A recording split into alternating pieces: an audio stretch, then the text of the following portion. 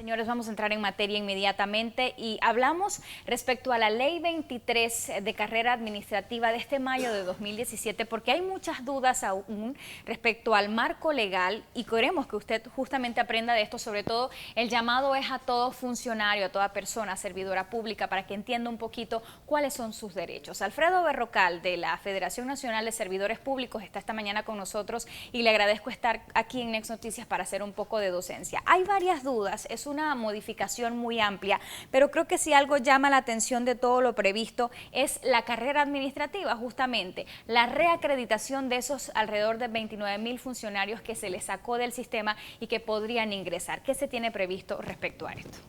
Bueno, en primer lugar, muy buenos días, Guadalupe, buenos días a los amables televidentes en todo el país, a lo largo de la geografía nacional. Bien, estas modificaciones introducen cambios novedosos. Yo, como el tiempo es corto, quiero señalar algunas cosas muy puntuales que son fundamentales. En primer lugar, hay que destacar que las oficinas institucionales de recursos humanos son dependencias, son órganos de gobierno de la Dirección de Carrera Administrativa. Por tanto, deben comprender quien es director de recursos humanos que la administración del recurso humano no debe depender ya de la autoridad nominadora, sino de los criterios técnico-científicos que recoge la norma, que introducen estas modificaciones y hacer la administración del recurso de la manera más correcta, con apego a lo que la normativa señala. Y digo esto porque hay algunas cosas que pueden tener duda en la ley. Mire, hay figuras que no están reconocidas en la ley porque las modificaciones no son el final de la historia. Yo le comentaba el tema del bullying laboral. Que no está regulado, pero si usted tiene una oficina institucional de recursos humanos, en todas las instituciones públicas hay una dirección de bienestar laboral. Si hay una persona, por ejemplo, un paciente psiquiátrico diagnosticado por un facultativo, eso tiene que registrarse en la Dirección de Recursos Humanos. Pero vamos a suponer que ese paciente psiquiátrico repentinamente dejó de asistir a la empresa.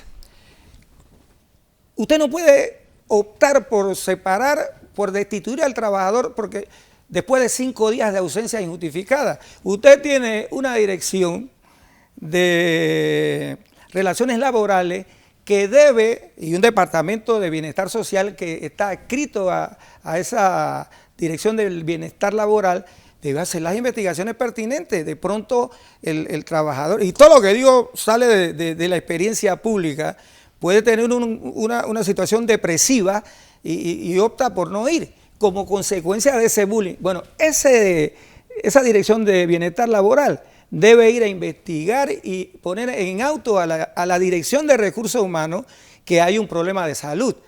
Y no se puede despedir sin darle la oportunidad de rehabilitar al trabajador y hacer las cosas con apego a lo que ordena la norma. Ahora, si esto en la práctica fuese realmente así, no hubiesen tantas denuncias de irregularidades en el manejo del recurso Por supuesto. humano. Porque mientras ese Departamento de Recursos Humanos penda de la misma institución, del mismo ministerio, y sean ellos removibles, es probable que estén más aprestos a las atenciones o a atender lo que piden unos jefes que a defender el recurso humano. Claro, porque la cultura del clientelismo no la hemos erradicado absolutamente, ¿no? Está ahí subyacente y esa cultura está en el cerebelo de muchos administradores de recursos humanos.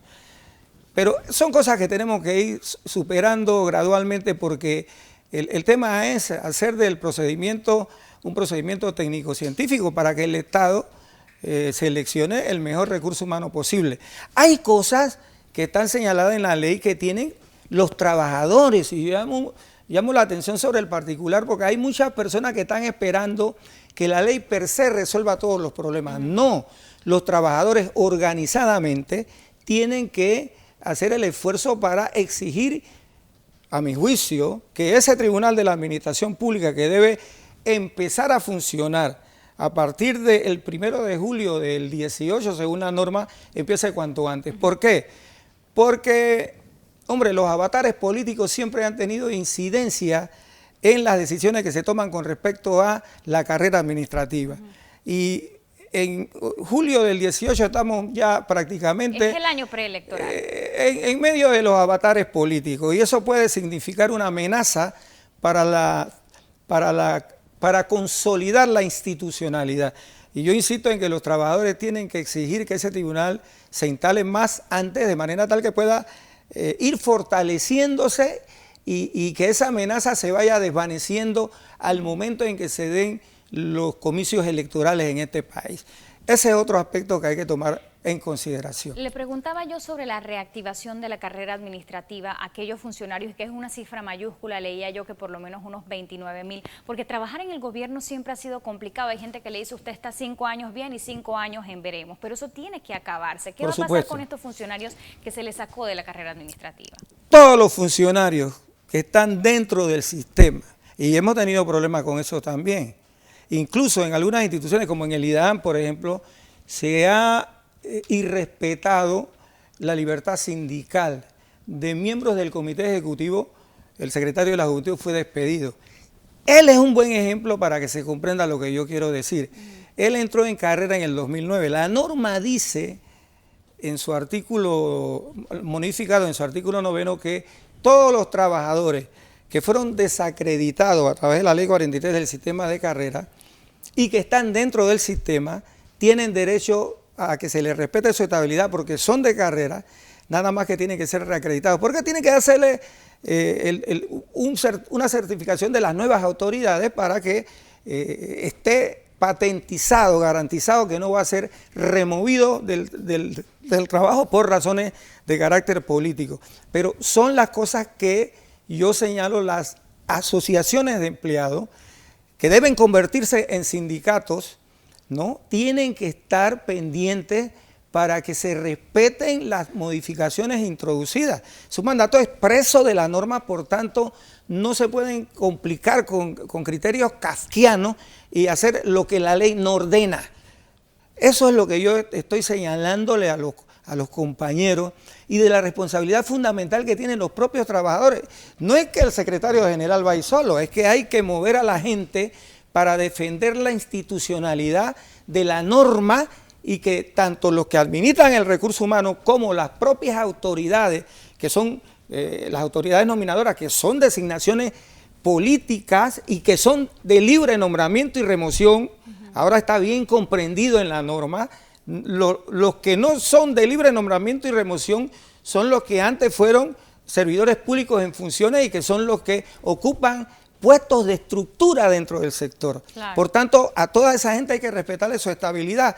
Con 2 años de servicio en el Estado, deben tener derecho a ingresar al sistema de carrera a través de la evaluación del desempeño o a través del procedimiento especial u ordinario de ingreso. De manera tal que las modificaciones introducidas son para garantizar el derecho de los trabajadores públicos a estar dentro del sistema. Inventar entuertos a estas alturas con los criterios legales ya definidos en la ley 23 es seguir haciendo más de lo mismo, pero por eso mismo yo insisto en la necesidad de que se fortalezcan las organizaciones y que los secretarios generales de las distintas asociaciones de empleados pongan en conocimiento a los trabajadores de sus derechos. En realidad la ley 23, la ley 994, lo que hace es reconocer los derechos individuales de los trabajadores públicos, pero un derecho individual mal interpretado se puede convertir en otra. Por ejemplo, un traslado.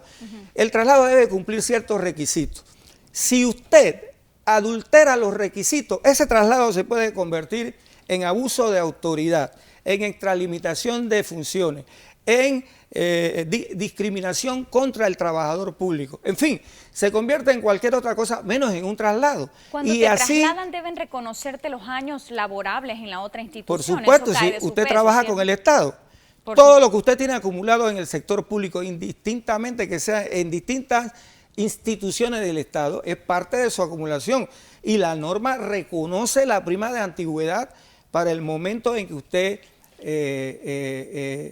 tiene que salir del Estado. Hay criterios. Por ejemplo, y yo no estoy de acuerdo con esto, pero está en la norma. Si la autoridad nominadora en un momento dado, frente a la orden ejecutiva de reintegro de un trabajador, no lo quisiera, tendría que liquidarlo, pero con 2.4 semanas por año trabajado.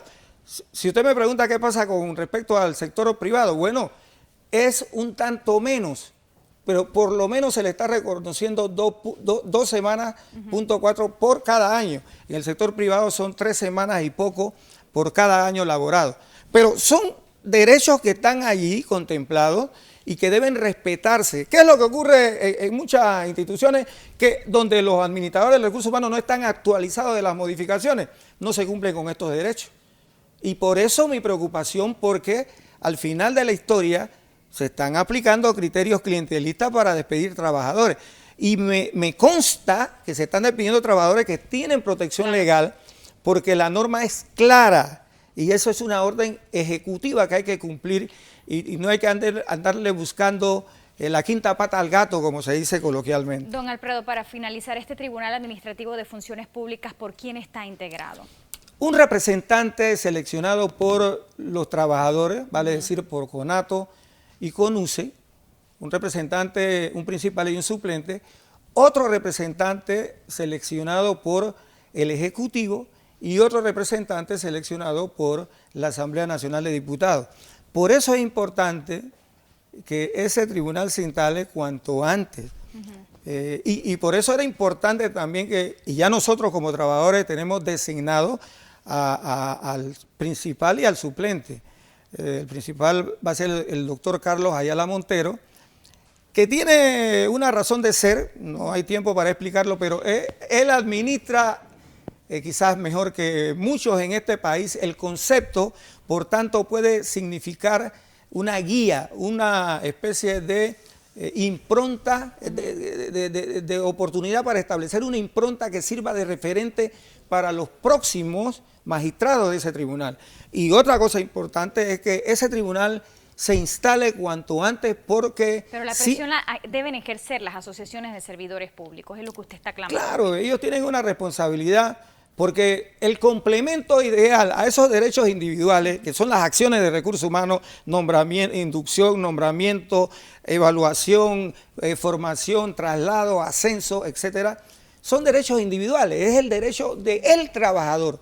Los derechos colectivos, que son los derechos de todos los trabajadores, la libertad sindical, la negociación colectiva. La negociación colectiva debe ayudar a fortalecer el respeto a esos derechos individuales. Por tanto, es el complemento necesario para que en este país, de una vez y por todas, los avatares políticos no tengan ninguna incidencia en el derecho al trabajador, al trabajo de los funcionarios del sector público. Y le agradezco mucho, don Alfredo Berrocal del FENACEP, estar con nosotros esta mañana ampliando sobre este importante tema para funcionarios o servidores públicos.